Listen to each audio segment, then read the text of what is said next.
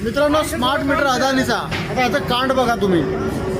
माझ्या घरी ना हे आता या दुकानात आलो मी, याला विचारलं, त्याला मीटर आकार 500-550 रुपये लावला आहे आणि बाकी लाईट बिल आलं 453 रुपये. मी माझ्या मीटरसाठी गेलो होतो, खराब झाला म्हणून, प्रॉब्लेम आला आहे, फॉल्टी दाखवतो. तर त्यांनी काय सांगितलं मला की नाही ना, तुम्हाला फ्रीमध्ये मीटर बदलून देऊ, त्याचे काही पैसे लागणार नाही. आणि याचं बिल 550 रुपये आलं आहे आणि मीटरचा आकार वेगळा आहे. तर हे जबरदस्तीने लावायला लावलं या लोकांनी आणि ऐकत नाही. आणि आता यांनी वेगवेगळं, आता आमच्या इथे पालघरला मोर्चे काढले होते.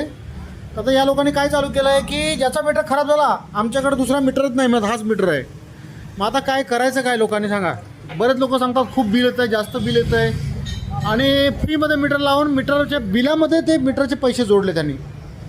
काय करायचं, कसं करायचं सांगा तुम्ही. आता कुणाला पकडायचं, कुणाला ऐकतं, आम्हाला तरी फासावर द्या, नाहीतर तुम्ही सोडून द्या सगळं काय. बघा 500 मला चष्मा आहे, मीटर आकार आहे 550 रुपये, काय 520 रुपये. तर हे बाकी बिल वेगळं आहे. हे विनाकारण सगळं लावतात, कारणं काय नसताना. आपण आता भोगायचं आहे सगळं.